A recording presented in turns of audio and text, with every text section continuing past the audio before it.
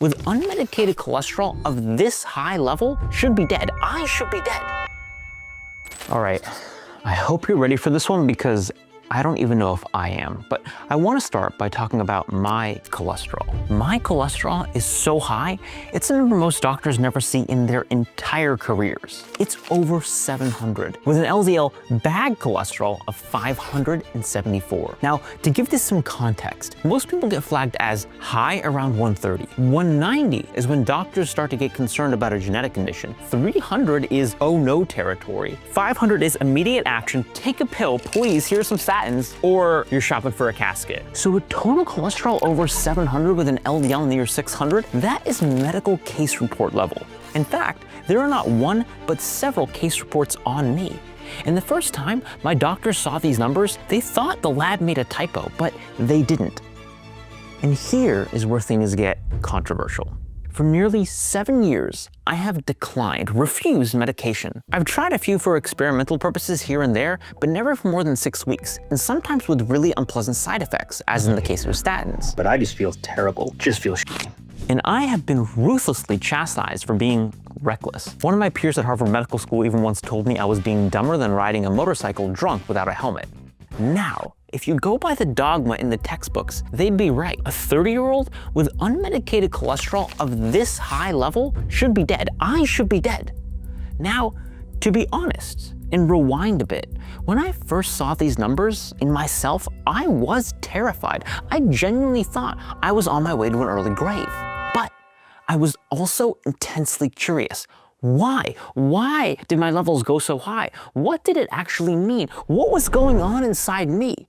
And in this video, I will answer those questions. But here's the big point. After years of public scrutiny, after being chastised by colleagues, fired by doctors, and mocked for refusing statins, I'm finally changing my tone in a big way. I'm starting not just one, but 2 cholesterol-lowering medications. Now, if you know me, that might be a big shock. And I promise you, this is not a shallow stunt. I wouldn't do that to you, and I wouldn't do that to myself. But I'm not doing it for the reason you think. And if you can believe it, we're not done with epic plot twists, because this isn't about heart health at all. It's actually about brain health. Now let's get into it, literally. All right, I hope you're excited. I want to give you a roadmap for this video first. There's going to be 4 chapters. Chapter 1, 700 cholesterol and not a lab error. I'll walk you through my initial reaction to discovering I had shockingly high cholesterol. Then in chapter 2, I'm going to go over why I refused medications for 7 years. I'll explain why I remained unmedicated until now, which brings us to chapter 3, the plot twist. I'll get to our big reveal, our plot twist, what changed, and why I'm finally reconsidering. All right, so some exciting news for you. I've decided to update this video because in actuality, I realized there isn't just one plot twist. There are 3. The first is that I've decided to take cholesterol-lowering medications. Ooh. The second is why, which isn't necessarily clear-cut. And the third, you're gonna have to wait and see. And then in chapter 4, I'm gonna go over how to think when the guidelines don't fit. I'm gonna zoom out and discuss what this means for you. Because this isn't just my story. It's not just a cathartic vent to you. It's a case study in making really difficult medical decisions.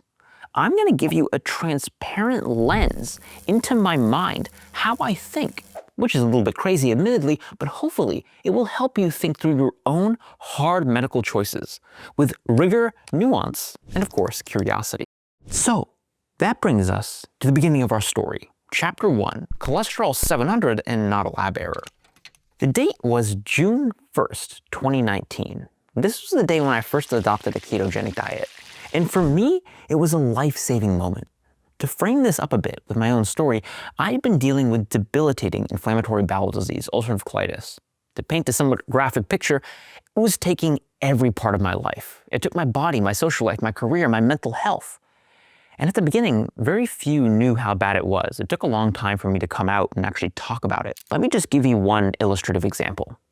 In the days leading up to my college graduation, I didn't eat a thing. Why? Well, I was giving the valedictory address to 11,000 people. Even a bad decision can be a good decision, so long as you learn from it. It was quite the honor, and I even got to stand at the same stump as Roger Federer.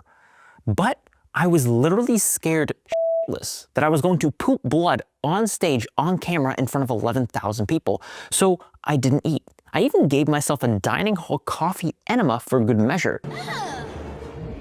And that day, I was wrecked with anxiety through what should have been a happy day of celebration with my friends and family. And it even got worse, to the point that when I started my PhD in Oxford, England, I was literally dying. I was in and out of intensive care. But then, going on a ketogenic diet dramatically improved my symptoms. It put me into biopsy-proven remission. But it came with medical baggage. You already know this part. My once normal cholesterol levels exploded. I'm talking numbers that rival those seen in textbooks describing a 1 in 1 million genetic condition, homozygous familial hypercholesterolemia, a deadly genetic condition. My cholesterol levels peaked over 700, and coming from a medical background, both my parents are MD PhDs, I knew what this meant. I was terrified. My family was terrified. My doctors were terrified. They looked at those numbers once they realized they were real, like I'd just been diagnosed with ALS or Huntington's disease. Cholesterol that high is presumed to be a death sentence if you don't act. But mixed in with my fear, my bone-chilling fear, was intense curiosity. Because here's the thing, I don't have a genetic condition. Most of my life, my cholesterol levels have been normal until I restricted carbs. So the question became, why? Why this massive shift? And what did it mean? The answer, in short form, is something modern medicine doesn't yet fully recognize. A mechanism my colleagues and I have actually been studying called the lipid energy model. You can read more about it if you're interested in this paper we published in 2022, but here's the very short version. In people like me who are lean, insulin sensitive, and eating a low-carb diet like a ketogenic diet, the body ramps up fat metabolism.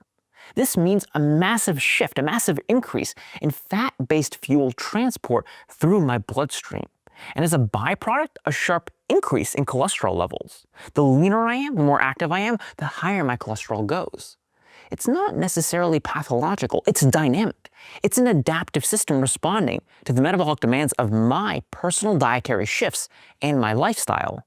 When I'm not sick, at least I'm known to be a rather high energy person, maybe as you're gathering. But that leads to the next question. If the mechanism behind my high cholesterol is totally different, does that mean my risk profile, my heart health risk is different too? I think it's plausible, probably even likely, because in biology, cause matters. Here's a quick analogy for you. It's like being tall, which I'm admittedly not, but let's go with the analogy. It's like being tall. You can be tall because your parents are tall, or you can be tall for other reasons, like a brain tumor secreting growth hormone. Same height, potentially, but very different ultimate outcomes. That's the big idea. So now let's move on to chapter 2 and the harder question. Why I refused medications for 7 years. Here's the deal. When you're faced with a biological outlier, or you are the biological outlier, medicine doesn't always have a clear answer. So what do? Let's be honest, it's possible that staying unmedicated, I'm taking a massive risk, that I could have a heart attack and die by age 30. Luckily I didn't, but I was gambling. Many cardiologists told me by now I'd be dead. But medicating for life has risks too. Take statins, the standard of care and the drug I made a mess with in the intro. Please, here's some statins. They can impair mitochondrial function, worsen insulin resistance, increase diabetes risk, slash GLP-1 levels, and potentially lead to long-term muscle damage or loss. In fact, when experimenting with statins myself, I even found they dramatically impaired my exercise performance in a randomized crossover trial I performed on myself. And I'm gassed. I've been having these pains in my legs, but I just feel terrible. Just feel shitty. Which had a meaningful impact on my quality of life in a negative way. So, yes, doctors will often say the preponderance of evidence, meaning the overall body of published literature, supports statins as safe and effective. But here's the problem. The entire body of evidence showing any benefit comes from metabolically unhealthy patients. When you start filtering out people who are even moderately healthy, the benefits of these drugs shrink for heart health. We'll double click on for heart health in a moment. So extend that reasoning to someone like me. Near optimal metabolic health, no signs of metabolic dysfunction. What can we conclude? Well, honestly, we have no data to say that statins or other drugs will help my heart health. Those data are non-existent as pertains to people like me. But the risks, those are still very real. So now I'm faced with a medical conundrum. The benefits are uncertain. Some risks are known, but many are also uncertain. So what do? What should I do? Because here's the truth. No decision is still a decision. This is a fork in the road. I have to choose. I have to make that choice. And to do that, I rely on my background in biochemistry and medicine. I dive deep into the research, study the mechanisms, and try to build the most holistic risk-benefit picture I can for me. And so far, up until this date, I have not been convinced that any medication would help me more than harm me. Obviously, until now, which is why I'm making this video. That brings us to chapter 3, the big plot twist in what's changed. Now, there's something else I haven't told you yet. We're going to go on a tangent, something that I consider even more concerning than my cholesterol levels. I carry not one but 2 copies of the ApoE4 gene variant, the highest known genetic risk factor for Alzheimer's disease. This puts me at a 10 to 15-fold increased risk of Alzheimer's. So naturally, I pay very close attention to any interventions that might reduce my Alzheimer's risk. And recently, 2 cholesterol-lowering drugs, not statins, ezetimibe and bempedoic acid, have caught my attention. Not because of their effect on cholesterol, but because of their potential neuroprotective benefits. That is the twist. These drugs appear independent of cholesterol lowering to potentially help the brain. This isn't a cholesterol story, it's a cholesterol coincidence. It's now time to slide in to another clarification. Sorry, my child sometimes keeps me young. So plot twist 1 was that I'm taking cholesterol-lowering medications. Plot twist 2 was why for my brain. And let me emphasize, at no point am I saying it is the cholesterol lowering that is mediating the brain benefits. Rather, that's just a side effect, if you will. Medicine has labeled these cholesterol-lowering medications based on where it's shown the spotlight, but it has nothing to do with the inherent nature of these molecules. They do what they do. So you can think of the cholesterol lowering as just kind of like a side piece for the bigger story here. That's what I mean by cholesterol coincidence.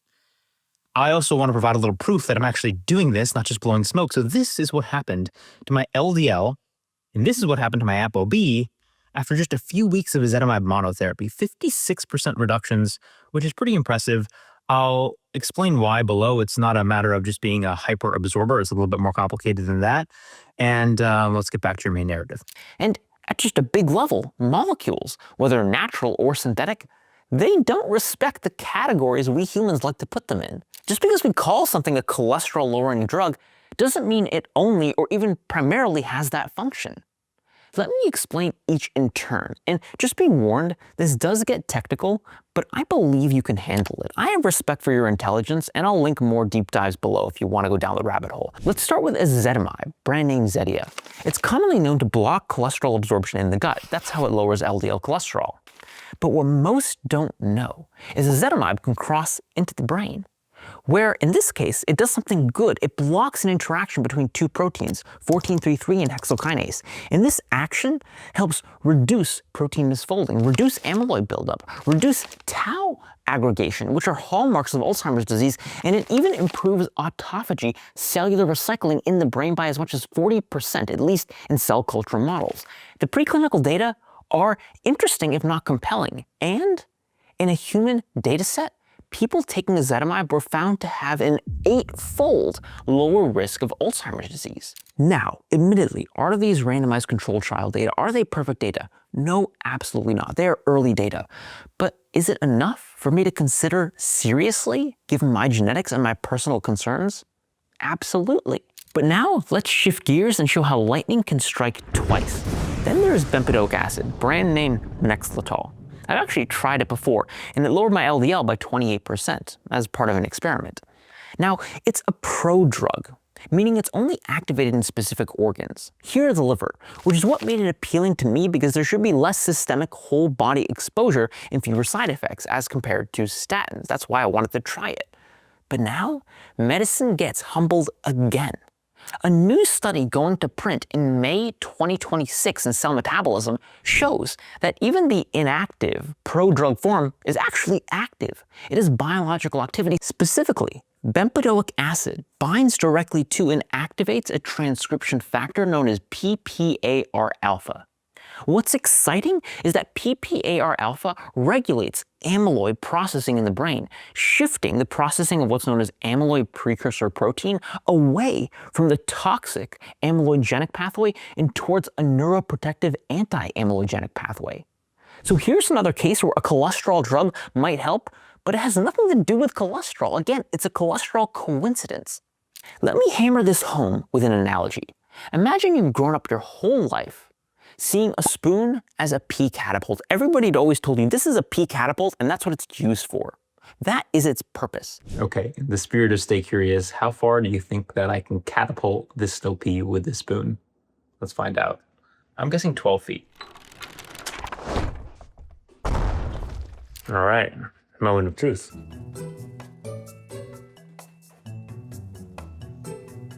All right, just under 15 feet.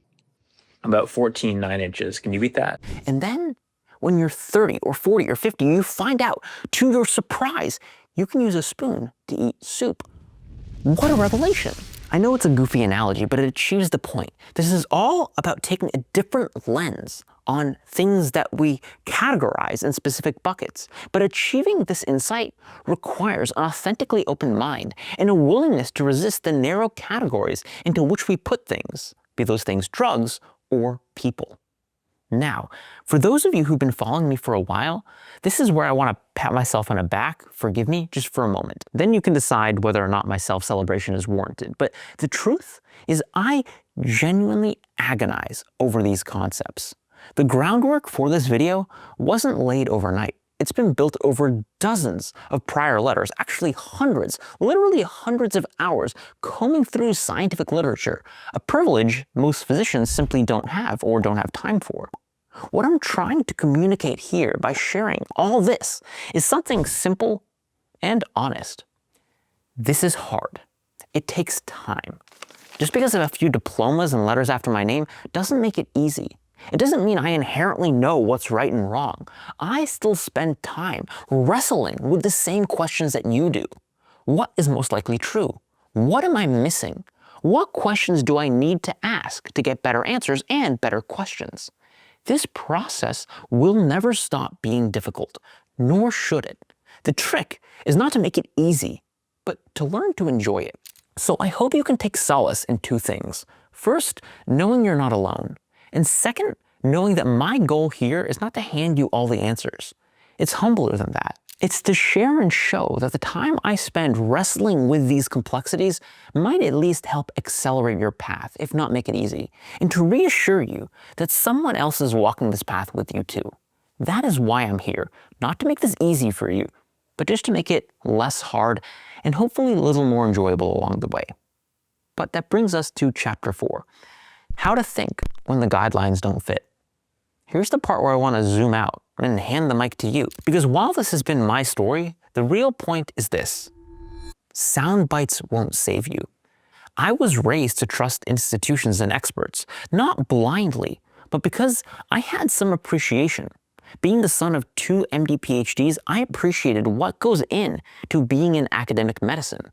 It's like respecting an elite athlete or fighter. There's an art, there's a craft to be admired. But then I became one. I became an MD PhD. I went through the rigmarole, and I ran into a situation where I had to make a decision where the guidelines and taught rules didn't fit my body, my metabolism, my story. And that is when I realized you don't need advice from trained experts. You need the motivation and drive and internal permission to think even and especially when you are not the leading expert. That's not arrogance. That's courage in taking responsibility for your own health. That's what I want for you.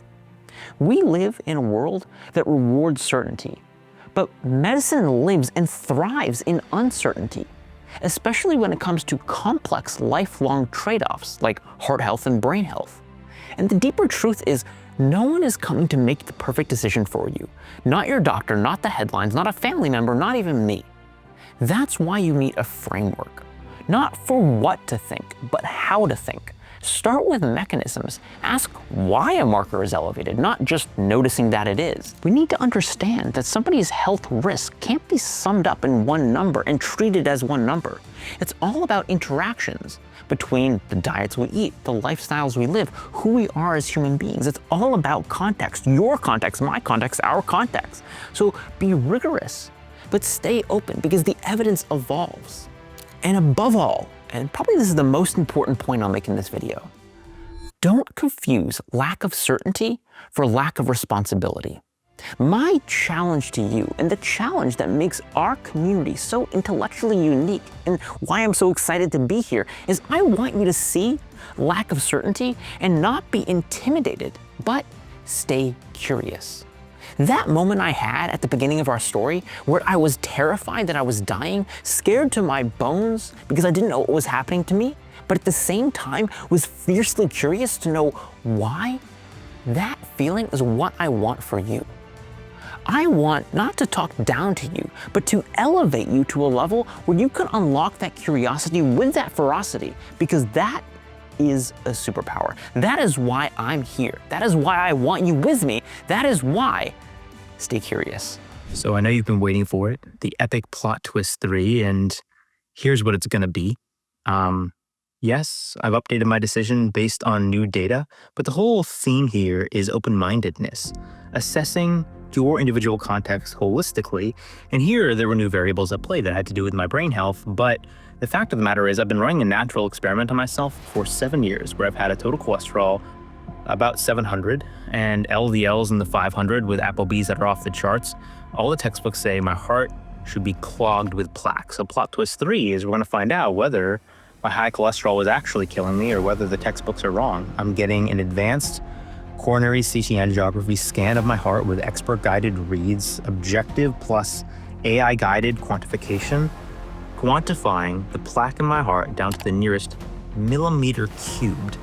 And we'll find out if I am an idiot and I'm actually already partly dead, or if the textbooks were wrong. So you're gonna have to stay tuned for that, come back, and we'll find out together.